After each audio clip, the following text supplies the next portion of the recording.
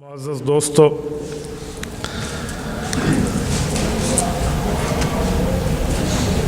آج کا دن جمعۃ المبارک کا مقدس دن ہے۔ میں نے آپ کی خدمت میں دین اسلام کے پھیلاؤ کے حوالے سے چند معروضات عرض کرنی ہیں۔ سب سے پہلی بات کہ اسلام دین قائم ہونے کے لیے آیا ہے، چھپنے کے لیے نہیں آیا۔ دین اسلام کے پھیلاؤ کے، اشاعت کے، پبلسٹی کے بہت سے طریقہ کار ہیں۔ ایک طریقہ کار تو یہ ہے جس کو ہم مدرسہ کہتے ہیں، تعلیم دین کہتے ہیں۔ مدرسے میں استاذ بیٹھ کر اپنے شاگردوں کو قرآن کریم پڑھاتا ہے، احادیث نبویہ بتاتا ہے، رسالت مآب صلی اللہ علیہ وآلہ وسلم کے فرامین سے آگاہ کرتا ہے، شریعت کے مسائل بتاتا ہے۔ دوسرے نمبر پہ دین اسلام کی اشاعت اور تبلیغ اور دعوت کے حوالے سے خانقاہ ہے۔ خانقاہ میں شیخ طریقت پیر بیٹھ کے لوگوں کے گناہوں کا علاج کرتا ہے، انہیں گناہ کے چھوڑنے کا طریقہ بتاتا ہے، اس کے دل کو چالو کر کے اللہ اللہ اس کے دل کی دھڑکنوں سے اسے محسوس کرانے کا طریقہ بتاتا ہے۔ اسی طرح دین اسلام کے پھیلاؤ میں ایک طریقہ کار ہے جسے ہم دعوت تبلیغ کہتے ہیں، جو عوام کے لیے ہے۔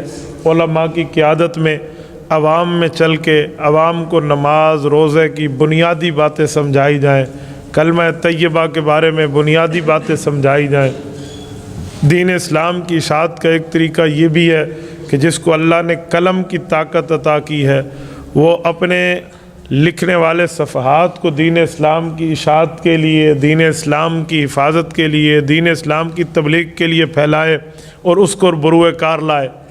دین اسلام کا ایک طریقہ یہ بھی ہے کہ جس کو رب نے زبان کی طاقت دی ہے، وہ ممبر پہ بیٹھا ہو، وہ اسکول کا استاذ ہو، وہ کالج کا پروفیسر ہو یا کوئی بھی ہو، وہ وہاں پر دین اسلام کے حوالے سے بات کرے۔ یہ مختلف شعبہ جات ہیں، لیکن جس شعبے پر دین کی دعوت پر میں آج آپ کے سامنے بات کر رہا ہوں وہ دعوت و تبلیغ ہے۔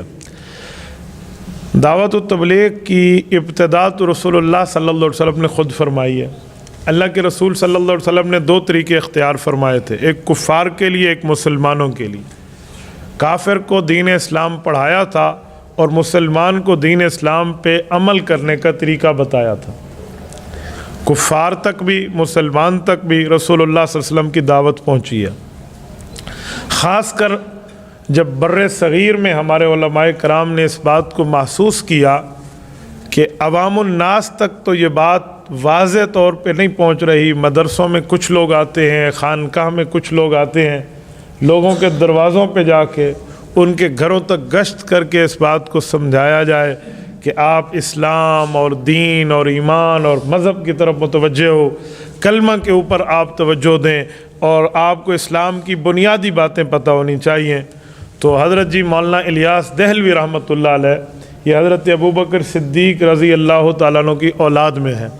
حضرت شیخ الہند مولانا محمود حسن دیوبندی رحمہ اللہ کے شاگرد ہیں۔ حضرت مولانا اشرف علی تھانوی رحمہ اللہ، مولانا سید حسین احمد مدنی رحمہ اللہ ان کے کلاس فیلو ہیں، ان کے دوست ہیں۔ مولانا الیاس رحمہ اللہ کے دل میں اس بات کا داعیہ تقاضا اور اس بات کی اہم چاہت پیدا ہوئی تو انہوں نے اس کو دعوت و تبلیغ کی چند باتوں کی شکل دے دی۔ مثلا جو بندہ مصروف ہے، فارغ نہیں ہے، تو وہ 3 دن ہمیں دے، جس کو سہ روزہ کہتے ہیں۔ وہ 3 کے بجائے 4 دے وہ بھی ٹھیک ہے، 3 کے بجائے 2 دے تو بھی ٹھیک ہے، کوئی 3 دن فرض نہیں ہے، لیکن ایک ترتیب ہے، ایک پالیسی ہے۔ اسی طرح جو بندہ اس سے زائد دن دے سکتے ہیں تو کم از کم 10 دے دے، اس سے بڑھ کے تو 40 دن دے دے، 120 دن کا 4 ماہ۔ یہ اس طرح کی انہوں نے ترتیبیں لگائیں کہ جو آدمی جس کورس میں آ سکتا ہے، وہ شارٹ کورس ہے یا لانگ کورس ہے، وہ آ کر دین کی باتیں سمجھے۔ یہ شروع تو ہوا بستی نظام الدین انڈیا سے، اور آج الحمدللہ دنیا کے ہر بر اعظم میں، ہر کونے میں، ہر جزیرے میں، ہر محلے میں، ہر ملک، ہر شہر میں یہ دعوت و تبلیغ کا داعیہ پہنچ چکا ہے۔ رب العزت کا کرم فضل، اس دعوت و تبلیغ کو علماء کرام کی سرپرستی حاصل رہی۔ حضرت جی مولانا الیاس دہلوی رحمۃ اللہ علیہ خود عالم دین، حضرت مولانا محمد یوسف کاندلوی رحمہ اللہ، ان کے فرزند ارجمند، خود عالم دین، حضرت مولانا محمد زکریا کاندلوی رحمہ اللہ، خود عالم دین، اور بڑے بڑے شیخ الحدیث۔ اگر پاکستان کے لیول کی بات کریں تو مولانا مفتی زین العابدین رحمہ اللہ جیسی شخصیت، وہ ان کے سربراہ، حضرت جی مولانا جمشید علی خان رحمہ اللہ، حضرت تھانوی، حضرت مدنی رحمہ اللہ، دونوں کے شاگرد تھے۔ اور یہ اس جیسا جبل العلم آدمی مولانا احسان دامت برکاتہم ہیں، حضرت جی مولانا زکریا رحمہ اللہ کے خلیفہ مجاز ہیں، اور حضرت حاجی عبدالوہاب رحمۃ اللہ علیہ اگرچہ عالم نہیں ہیں لیکن علماء کی سرپرستی میں اس شخص نے وہ کارنامے سر انجام دیے ہیں جو رہتی دنیا تک یاد رکھے جائیں گے۔ ان لوگوں نے اس طرح دین کی دعوت کو پھیلایا۔ اب یہ دین کی دعوت صرف کلمہ، نماز، روزے کی بات کی حد تک، شروع میں ہمارے ملک کی ایجنسیز نے ان پر رابطہ رکھنا شروع کیا کہ کہیں حکومت کے خلاف کوئی تحریک نہ ہو، کہیں کوئی بغاوت کا مسئلہ نہ ہو۔ کہتے ہیں جنرل ضیاء الحق کے دور میں باقاعدہ تبلیغ کی شکل میں رائمنڈ مرکز کے اندر کارندے بھیجے گئے، بھئی ان کی باتوں کو سنو، یہ کیا سمجھانا چاہ رہے ہیں۔ تو وہ آئے، ہفتہ 10 دن لگا کر چلے گئے، اور انہوں نے آگے کہا کہ جنرل صاحب تمہاری حکومت کا اس مسئلے سے کوئی تعلق نہیں ہے، یا یہ بندے آسمان سے اوپر کی باتیں کر رہے ہیں یا زمین کے نیچے کی باتیں کر رہے ہیں، مریں گے تو کیا ہوگا اور اوپر سے ہمارے لیے کیا آیا ہے، لہٰذا ایسا ویسا کوئی مسئلہ نہیں ہے۔ تو اس طرح کے معاملات ہمارے ہاں پاکستان میں واضح ہیں، تو بالکل کھلا ہے۔ بر صغیر میں ان لوگوں نے دین کی خدمت اتنی کی ہے کہ آج توحید کا نام باقی ہے تو ان میں ان کا بھی حصہ موجود ہے کہ اللہ سے ہوتا ہے، غیر اللہ کسی چیز پر قادر نہیں ہے، اللہ چاہے گا تو ہوگا، رب نہیں چاہے گا تو کچھ نہیں ہو سکتا۔ اس طرح کی بات، اسے کہتے ہیں پہلا نمبر، جسے توحید کہتے ہیں، کلمے کی بات کہتے ہیں۔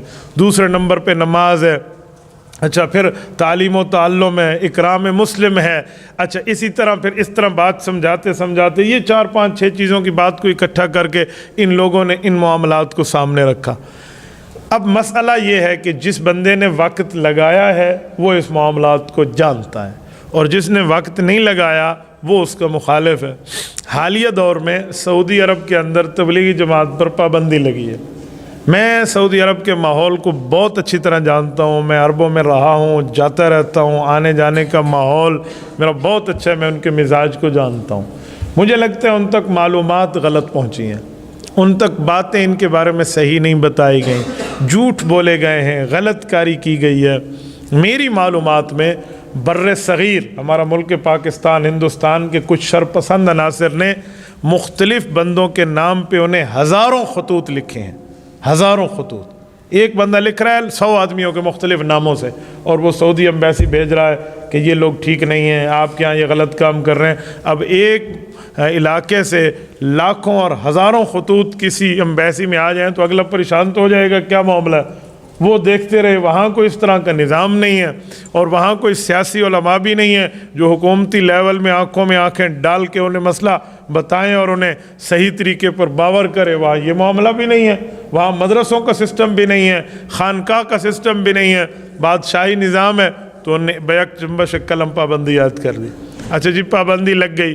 میں آج آپ کی وساطت سے 2-4 باتیں آپ کو بھی عرض کرتا ہوں، اور اس میڈیا کے ذریعے پوری دنیا میں بھی ہماری گفتگو جاتی ہے۔ میں ایک بات پوچھتا ہوں، اس جماعت پر پابندی لگانے کا فائدہ ہے جس کا کوئی جھنڈا، کوئی چندہ، کوئی ڈنڈے والا کام ہو؟ تبلیغی جماعت کا نہ کوئی جھنڈا ہے، نہ کوئی چندہ ہے، نہ کوئی ڈنڈا ہے، اس پر پابندی لگانے کا فائدہ کیا ہے؟ اچھا، یہ جماعت کوئی جلسہ، جلوس، کوئی اس طرح کے معاملات میں آگے آئے تو پابندی کوئی بات بنتی ہے کہ یار یہ حکومت کی مخالفت میں چیز نہیں آئے گی۔ تبلیغی جماعت کا کون سا جلوس ہے، کون سا جلسہ ہے، کون سا روڈ بلاکنگ ہے، کون سا ہڑتال اور اسٹرائک کی ان کی کالیں ہیں، تو اس پر پابندی سے کیا فائدہ؟ نمبر 3، آپ کو اس بارے میں غلط بتایا گیا کہ یہ لوگ کہتے ہیں چلہ لگائیں فرض ہے، 4 ماہ لگائے فرض ہے، سہ روزہ لگائیں، جو نہ لگائے گناہ گار ہے۔ ایسی کوئی بات نہیں ہے، کوئی جماعت کی دعوت و تبلیغ میں یہ اصول نہیں ہے۔ وہ کہتے ہیں بھائی جس نے ٹائم دے دیا اس کا بھی بھلا، اور جس نے نہ دیا اس کا بھی بھلا، تو وہ تو دین سکھاتے پھر رہے ہیں۔ اچھا، کوئی ان کی فنڈنگ نہیں ہے، کوئی ان کے معاملات ایسے نہیں ہیں، تو اس بارے میں غلط معلومات پہنچا کر یہ باتیں بتائی گئیں، جی ایسے ہیں ایسے ہیں۔ میں کہتا ہوں جس افسر نے پابندی کا آرڈر ایشو کیا ہے نا، اگر وہ 3 دن اس جماعت میں بیٹھ جاتا تو وہ سمجھتا کہ ہم سے زیادہ توحید بیان کرنے والے اور ہم سے زیادہ اللہ اللہ سمجھانے والے ہیں۔ भाई दावत और तबलीग की ज़िम्मेदारी असल तो उलमा की है कि आलिम दीन के पास इल्म भी है, पैगंबर का वारिस भी है, उसको हर सूरत हाल में दीन इस्लाम का तहफ़्फ़ुज़ करना चाहिए और दीन इस्लाम अपनी तरतीब पे समझाए। वो मदरसे में है, मदरसे में बैठ के समझाए, खानकाह में है, खानकाह में समझाए, मस्जिद का इमाम है, मिंबर का ख़तीब है, वो यहाँ समझाए, या अल्लाह ने उसे सियासी ताकत दी है, वो असम्बली हाल तक पहुँचा है तो दीन इस्लाम की बात वो वहाँ बताए, ये आलिम की ज़िम्मेदारी है। लेकिन ये काम उलमा की ज़ेर निगरानी है और अवाम में कलमे की बात, आखिरी 10 सूरतें याद कर लें, भाई नेकी की बात कर लें, नमाज की पाबंदी कर लें, हुकूक देने वाले, इस तरह की बातें हैं। कोई हुकूमत सऊदीया को इस पर पाबंदी लगाने से फ़ायदा नहीं होगा, बल्कि उल्टा नुकसान होगा। हाँ, मैंने ऐसे ऐसे अरब उलमा को देखा है जिनका वक्त लगा है या जो रायवेंड आए हैं और दावत व तबलीग के काम को उन्होंने देखा, करीब से समझा और वो बदल गए। मेरी कई तश्कीलें अपनी 4 माह के दौर में अरब उलमा के साथ हुई हैं। मैं हैरान होता था जब हम उनकी तर्जुमानी के लिए ठहरते थे कि जब वो बयान में ठहरते हम तर्जुमानी करके आवाम को समझाते कि शेख क्या कह रहे हैं, तो बाज़ लोग तो रोने लग जाते, उनकी तांदा बन जाता आंसुओं का, रोने में उनकी हिचकी बन जाती, वो बात न कर सकते। कहते हैं हम मानते हैं, हम अरब हैं, हमारी कौम में रसूलुल्लाह सल्लल्लाहु अलैहि वसल्लम मबऊस हुए हैं, लेकिन ये काम अल्लाह ने तुम अजम उलमा से लिया। मैं ऐसे ऐसे अफराद को जानता हूँ। एक शख्स ने तो मुझे हज़रत अबू हुरैरा रज़ी अल्लाह तआला अन्हु के नस्ल से होने का तारुफ़ कराया और दावत व तबलीग की वजह से उसने कहा जी अल्लाह पाक ने मुझे सआदत दी है, और पता नहीं कोई 75-80 साल की उसकी लगभग इस तरह उम्र थी, एजड आदमी है, तो वो कह रहे हैं कि मैंने इस वजह से और फ़लाँ फ़लाँ। आप बताएं सैयदना अबू हुरैरा रज़ी अल्लाह अन्हु कोई कम दर्जे के साहबी हैं? शायद हदीस पाक की किताब का शायद कोई एक सफ़ा ऐसा हो जिस पे अन अबी हुरैरा अन रसूलिल्लाह ना हो, वरना हर सफ़े पर अन अबी हुरैरा अन रसूलिल्लाह सल्लल्लाहु अलैहि वसल्लम क़ाल। हज़रत अबू हुरैरा फरमाते हैं मेरे पाक पैगम्बर ने यूँ फरमाया। हज़रत अबू हुरैरा फरमाते हैं हमारे नबी पाक ने यूँ इरशाद फरमाया। हर सफ़े पे हज़रत अबू हुरैरा नज़र आता है रज़ी अल्लाहु अन्हु। हज़रत अबू हुरैरा रज़ी अल्लाहु अन्हु की कब्र मुबारक जन्नतुल बकी में है, मदीना तैयबा में। मैं जब भी जाता हूँ बाकी सहाबा इकराम उम्महातुल मुमिनीन के लिए अलग-अलग इसाल, लेकिन हज़रत अबू हुरैरा के लिए ख़ास इसाल सवाब के बंदे को तोहफ़े को लेकर जाना चाहिए। हमारे मोहसिन हैं, इनने हम तक हमारे पाक पैगम्बर की बातों को पहुँचाया।